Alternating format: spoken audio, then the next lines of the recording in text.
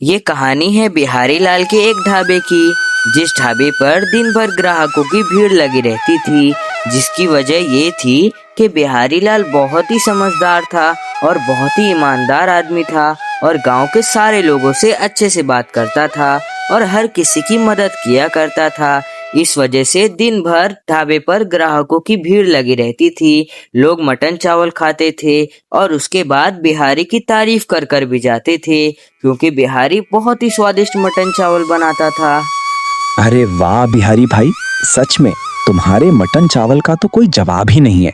तुम इतना स्वादिष्ट मटन चावल बनाते हो कि पेट तो भर जाता है लेकिन मन नहीं भरता, लगता है बस खाते ही जाएं। तुमने इतना अच्छा मटन चावल बनाना कहाँ से सीखा? हम लोगों को भी बताओ, हम भी अपने घर में यही मटन चावल बनाकर ट्राई करेंगे। अरे भाई, ये मटन चावल बनाकर बेचना तो हमारा खानदानी काम है। गांव के सारे लोग जानते हैं कि पिछले 30 सालों से इस गांव में हमारा मटन चावल का ढाबा है। सबसे पहले मेरे दादाजी गर्मा गर्म मटन चावल बनाया करते थे, फिर मेरे पिताजी ने उसी तरह मटन चावल बनाकर तुम लोगों को खिलाया और अब मैं गर्मा गर्म मटन चावल बनाकर तुम लोगों को खिलाता हूँ। इतने सालों के अनुभव की वजह से ही मेरा मटन चावल इतना स्वादिष्ट बन पाता है। सच कहूं तो मुझे खुद भी नहीं पता कि मैं इतना स्वादिष्ट मटन चावल कैसे बना लेता हूँ। अब मैं तुम्हें क्या बताऊं कि ये स्वादिष्ट मटन चावल कैसे बनता है। हाँ बिहारी भाई, बात तो तुम बिल्कुल सही कह रहे हो। तुम अपना मटन चावल बनाते ही बहुत स्वादिष्ट हो। अच्छा, एक काम करो, तुम 1 प्लेट मुझे पार्सल कर दो। शाम को जब मुझे भूख लगेगी तो तुम्हारा ही मटन चावल खा लूंगा। हाँ भाई, बस 2 मिनट रुको, तुम्हें गर्मा गर्म मटन चावल पार्सल करके देता हूँ। साथ में 2-4 हरी मिर्च, 2-4 प्याज और थोड़ी सी हरी चटनी भी दे देता हूँ, जिससे तुम्हें खाने में और भी मजा आएगा। इसी वजह से बिहारी भाई, हम लोग तुम्हारे ढाबे पर आते हैं।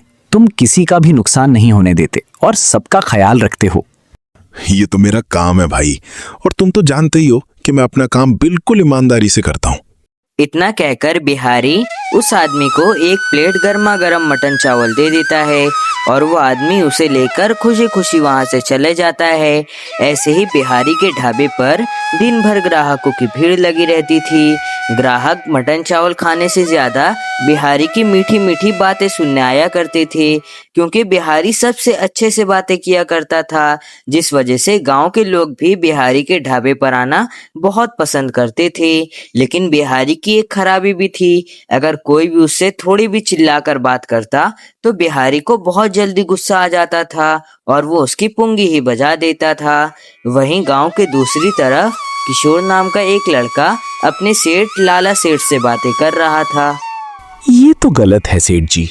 जब मैंने आपसे कहा था कि मैं आपके खेत पर खेती करने के 1 दिन के 200 रुपए लूंगा, और जब मैंने आपके खेत पर पूरी मेहनत से खेती कर दी है तो अब आप मुझे सिर्फ 50 रुपए दे रहे हैं। हमने तो पहले ही 200 रुपए में बात की थी, आपको मुझे पूरे 200 रुपए ही देने चाहिए। देख किशोर, वो तो मैंने ऐसे ही कह दिया था, लेकिन मैं अपने खेत पर खेती करने वाले किसी भी आदमी को सिर्फ 50 रुपए ही देता हूँ। अगर तुझे ये 50 रुपए चाहिए तो रख, नहीं तो यहाँ से निकल जा। सेठ जी, दया करके ऐसा मत कीजिए। आप ही बताइए, आज के ज़माने में 50 रुपए में क्या ही मिलता है?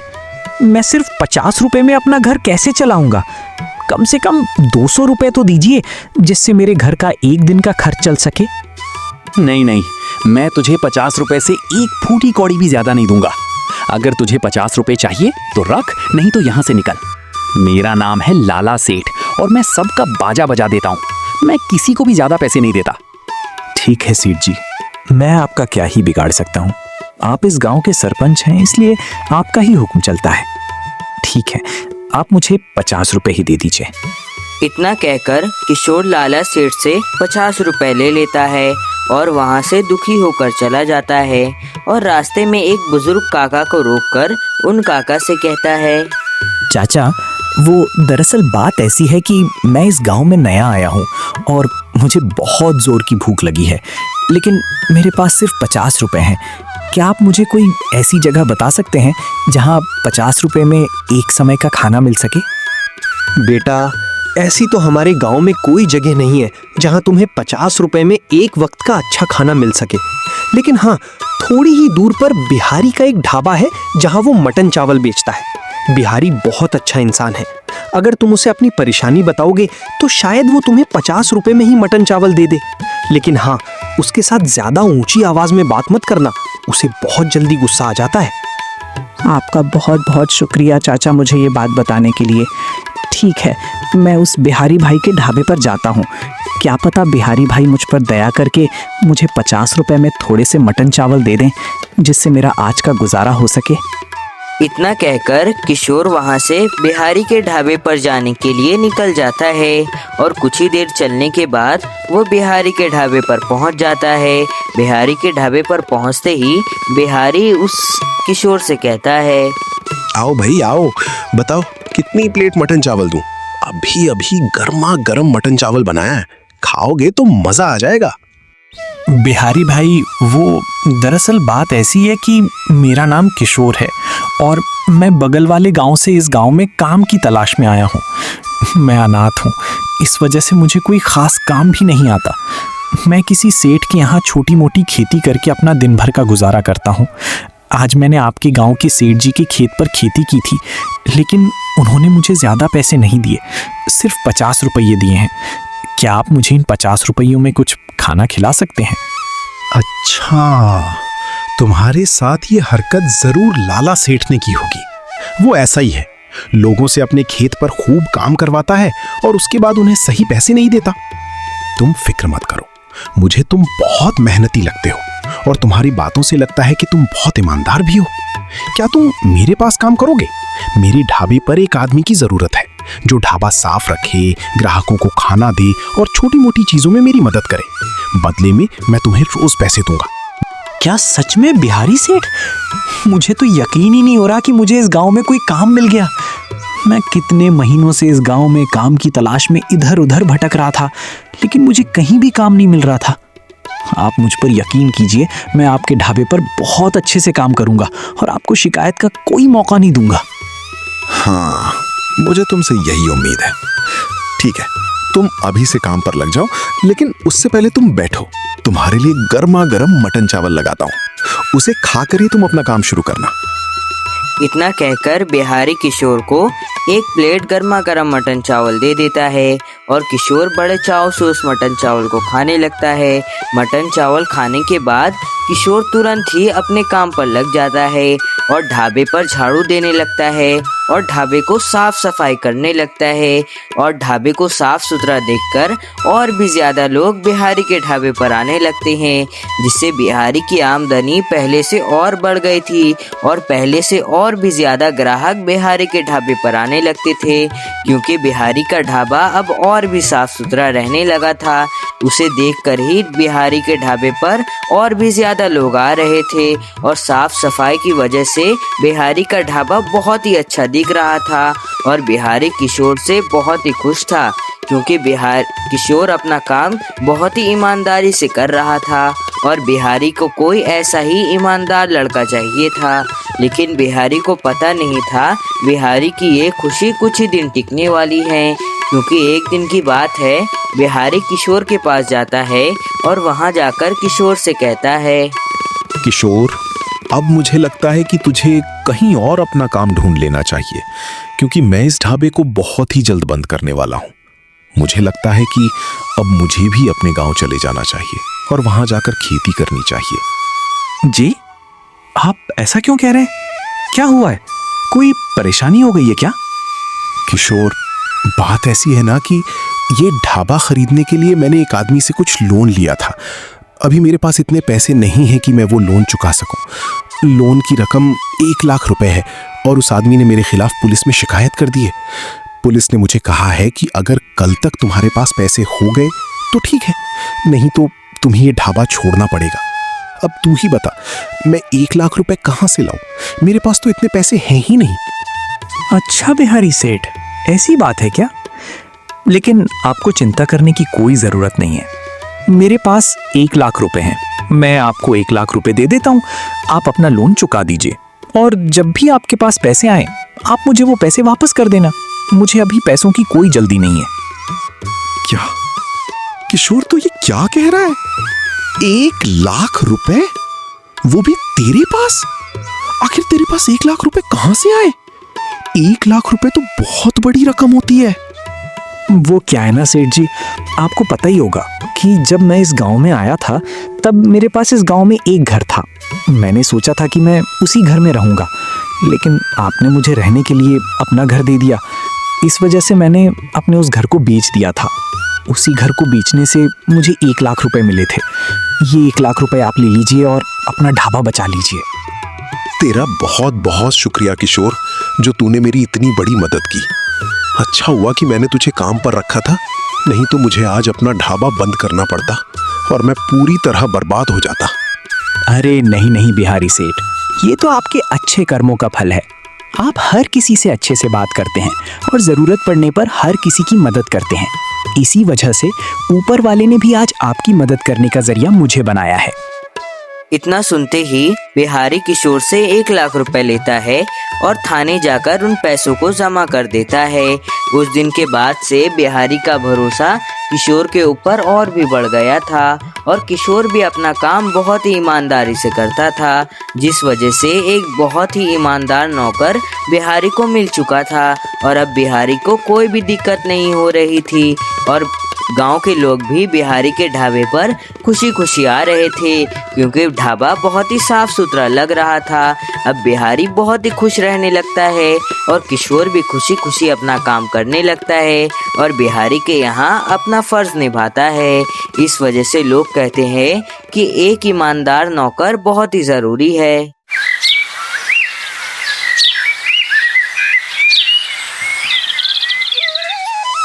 ये कहानी है उत्तराखंड में बसे एक छोटे मगर बहुत ही खूबसूरत गांव की, जहां के लोग खुशी खुशी रहना जानते थे।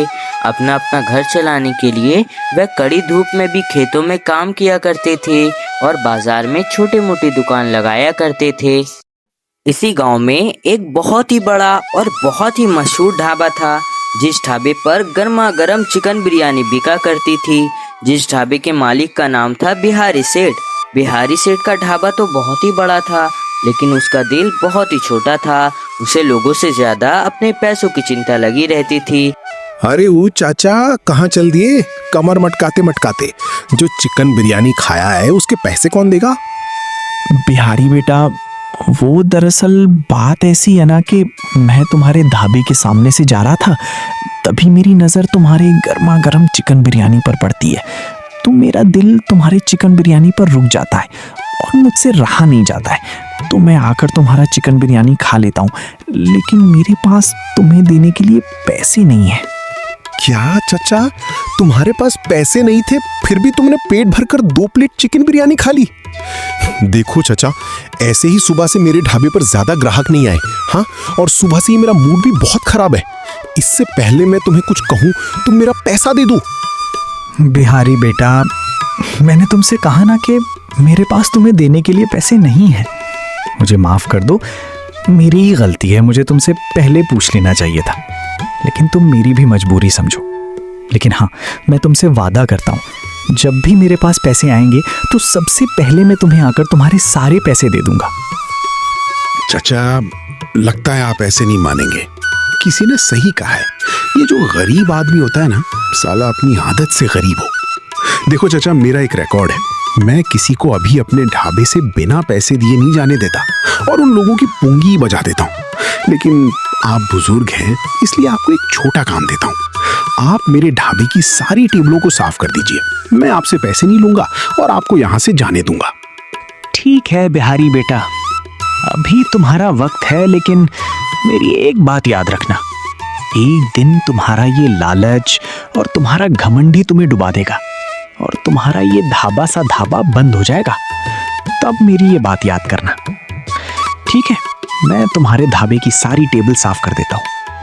इतना कहते ही बूढ़े काका पास में पड़ा कपड़ा उठाते हैं और बिहारी की सारी टेबलों और ढाबे को साफ करने लगते हैं। बूढ़े काका की मजबूरी उनकी आंखों में साफ दिखाई दे रही थी, लेकिन बिहारी को उससे कोई फर्क नहीं पड़ने वाला था, क्योंकि बिहारी की लालच दिन ब दिन और भी बढ़ते जा रही थी। और दिन ब दिन वो और भी लालची और घमंडी इंसान होता जा रहा था। फिर भी गांव के लोगों को मजबूरी में बिहारी के ढाबे पर ही आना पड़ता था, क्योंकि आसपास के गांव में ही नहीं, इस गांव में भी बिहारी का सिर्फ एक लौता ही चिकन बिरयानी का ढाबा था और पूरे गांव में भी कहीं भी कोई भी ढाबा नहीं था। इस वजह से गांव के लोगों को मजबूरी में बिहारी के ढाबे पर ही आना पड़ता था और इसी बात का बिहारी पूरा फायदा उठा रहा था और गांव के लोगों को ठग रहा था। यहाँ बिहारी गांव के लोगों को ठग रहा था, वहीं गांव के दूसरी तरफ किशोर नाम का एक गरीब किसान रहता था जो कि बहुत ही मेहनती था। किशोर अपने पिताजी की एक छोटी सी खेत पर बचपन से ही खेती किया करता था और उन खेती करने वाले पैसों से ही वो अपना घर चलाया करता था। किशोर के घर में उसके बूढ़ा पिताजी गोपाल काका और उसका एक छोटा भाई वरुण रहता था। जहाँ एक तरफ किशोर बहुत ही मेहनती था, वहीं दूसरी तरफ वरुण बहुत ही आलसी था। वो दिन भर अपने बिस्तर में बैठा मोबाइल चलाता रहता था, जिसकी वजह से गोपाल काका को किशोर की बहुत फिक्र होती थी और वो किशोर को बहुत समझाते थे। एक दिन की बात है, गोपाल काका बाजार से कुछ सामान खरीदकर अपने घर की तरफ आ रहे थे। तभी रास्ते में उन्हें 2-4 गांव के लोग रोक लेते हैं और उन्हें रोककर गोपाल काका से कहते हैं, अरे गोपाल काका, हम लोगों को एक बात समझ नहीं आ रही है कि आपका बड़ा बेटा वरुण कितना मेहनती है। वो हर सुबह सबसे पहले खेत पहुंच जाता है और खेत में सबसे ज्यादा मेहनत करता है, लेकिन वहीं आपका दूसरा बेटा किशोर कितना आलसी है। वो हर दिन अपने बिस्तर में बैठा रहता है और कोई काम नहीं करता है। यही बात हम लोगों को समझ नहीं आ रही है कि बड़ा बेटा इतना मेहनती और छोटा बेटा इतना आलसी कैसे। वो दरअसल बात ऐसी है ना बेटा कि वरुण को मैंने बहुत छोटी उम्र से ही खेती करना, मेहनत करना और ईमानदारी सिखाया है, इसलिए वरुण इतना मेहनती है। और किशोर शुरू से ही खेती करना नहीं चाहता था, इसलिए वो आलसी है। लेकिन मैं किशोर को समझा रहा हूं कि उसे जल्द ही कुछ काम करना होगा। तुम लोग ही बताओ कि वरुण हमेशा तो किशोर को नहीं खिलाएगा ना, उसकी भी कभी शादी होगी, फिर किशोर क्या करेगा? इसलिए मैं अभी जाकर किशोर से फिर से काम करने को कहता हूँ। हाँ काका, बात तो आप बिल्कुल सही कह रहे हैं। पूरे गांव को किशोर की बहुत चिंता है, लेकिन हम लोगों को लगता है कि किशोर जो भी करेगा उसमें बहुत आगे बढ़ेगा, क्योंकि वो बहुत समझदार लड़का है। ठीक है, अब आप जाएं, बहुत धूप है, धूप की वजह से आपकी तबीयत खराब ना हो जाए। हाँ बेटा, मुझे भी यही लगता है। ठीक है, अब मैं जाता हूँ। इतना कहकर किशोर काका वहाँ से चले जाते हैं और घर जाकर किशोर से कहते हैं, अरे किशोर नालायक, कब तक तो बिस्तर पे बैठा मोबाइल चलाता रहेगा? ये मोबाइल तुझे पैसा नहीं देने वाली। बाहर जा और कोई काम कर और पैसे कमा। अपने बड़े भाई वरुण को देख, वो कितना मेहनती है और हम लोगों का पेट वही तो पाल रहा है। तू भी पैसे कमाएगा तो वरुण को भी कोई मदद हो जाएगी। तू समझता क्यों नहीं है? पिताजी, अब आप फिक्र मत कीजिए, अब मैं सारी बात समझ चुका हूँ। अब मैं बहुत मेहनत करूँगा। मैंने सोच लिया है कि अब मुझे क्या करना है। हमारे पूरे गांव में एक भी चिकन बिरयानी का ढाबा नहीं है। मैं सोच रहा था कि मैं अपने गांव में एक चिकन बिरयानी का ढाबा खोलूंगा। आप बस मुझे एक ढाबा किराए पे दिला दीजिए, फिर देखिए मैं पैसे कैसे कमाता हूँ। किशोर इतना कह ही रहा था, तभी वहाँ वरुण आता है और किशोर से कहता है, हाँ किशोर, ये बात तूने बिल्कुल सही कही। हाँ, मैं भी अभी जब खेत से खेती करके घर आ रहा था, तभी मैंने देखा कि गांव के कुछ लोग आपस में बातें कर रहे थे कि हमारे गांव में एक ढाबा, जिस ढाबे के मालिक का नाम बिहारी है और वो बहुत घमंडी और बहुत लालची इंसान है और वो अपना चिकन बिरयानी बहुत महंगा बेचता है और गांव का कोई भी आदमी उसके ढाबे में जाना नहीं चाहता है। अगर हम लोग चिकन बिरयानी का ढाबा खोलेंगे तो हमारा ढाबा बहुत अच्छा चलेगा। हाँ भैया, यही बात तो मैं भी कह रहा हूँ। और हम दोनों भाई मिलकर चिकन बिरयानी बेचेंगे, जिससे हमारे ढाबे पर ज्यादा ग्राहक आएंगे और हमारा काम भी आधा आधा बढ़ जाएगा। तुम दोनों आपस में ही बात करते रहोगे या मेरी भी कोई बात सुनोगे? उस बिहारी के ढाबे पर गांव का कोई भी लोग जाना इस वजह से पसंद नहीं करता, क्योंकि वो बिहारी हर किसी से घमंड में बात करता है और अपने चिकन बिरयानी का ज्यादा पैसे लेता है। इस वजह से ही गांव के लोग उस बिहारी के ढाबे पर जाना पसंद नहीं करते और यही चीज का हम लोगों को ख्याल रखना है। पिताजी, वो तो हमें पता है, लेकिन आप कहना क्या चाहते हैं? मेरा मतलब ये है कि हमें उस बिहारी के जैसा लालची और घमंडी नहीं होना है, और ना ही हमें गांव के लोगों से चिकन बिरयानी के ज्यादा पैसे भी नहीं लेना है। हम लोगों को गांव के सारे लोगों को लेकर चलना होगा। देखो, एक प्लेट चिकन बिरयानी बनाने में 10 रुपए का खर्चा आता है, तो हम एक प्लेट में आधा आधा फायदा करेंगे और अपना चिकन बिरयानी का प्लेट 20 रुपए प्लेट बेचेंगे, जिससे गरीब हो या अमीर सब लोग हमारा चिकन बिरयानी खा सकेंगे। हाँ पिताजी, आप बिल्कुल सही कह रहे हैं। हम लोग अपना चिकन बिरयानी 20 रुपए प्लेट ही बेचेंगे और ज्यादा लालच भी नहीं करेंगे। किशोर, वरुण और गोपाल काका इतनी बात करते ही है और कुछ ही दिनों में किशोर और वरुण मिलकर गांव में एक बड़ा सा ढाबा किराए पर लेकर उसमें गर्मा गर्म चिकन बिरयानी बनाकर बेचने लगते हैं और जोर जोर से चिल्लाकर गांव के लोगों को अपने ढाबे पर बुलाने लगते हैं।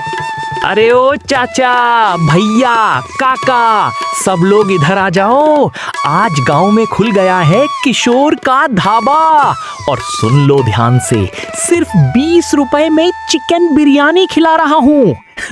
हाँ भाई, बिल्कुल सही सुना। इतने पैसे में तो शहर वाले प्लेट भी नहीं दिखाते, और मैं पूरी चिकन बिरयानी खिला रहा हूँ। एक बार खाओगे तो घर की दाल रोटी भी भूल जाओगे। जल्दी आ जाओ, वरना बाद में मत कहना किशोर हमारे लिए एक प्लेट बचा के रखना, क्योंकि देर करने वालों के लिए सिर्फ खाली हांडी बचेगी। चलो भाई, लाइन लगाओ, प्लेट उठाओ और गर्मा गर्म चिकन बिरयानी का मजा लो। किशोर उन दोनों लोगों को एक एक प्लेट गर्मा गर्म चिकन बिरयानी दे देता है और वो दोनों लोग बड़े चाव से उस चिकन बिरयानी को खाने लगते हैं। देखते ही देखते बिहारी के ढाबे को सारे लोग छोड़कर किशोर के ढाबे पर आ रहे थे, जिससे देखते ही देखते किशोर के ढाबे पर ग्राहकों की लाइन लग जाती है और किशोर का चिकन बिरयानी बहुत ही मशहूर हो जाता है और 20 रुपए की होने की वजह से कोई भी इंसान उसे आराम से खा पा रहा था, जिससे किशोर को भी बड़ी खुशी हो रही थी कि वो किसी की मदद कर रहा था। और गांव के लोग भी खुशी खुशी किशोर और वरुण के ढाबे पर उनका चिकन बिरयानी खाने लगते हैं और उन लोगों को अपना प्यार देने लगते हैं।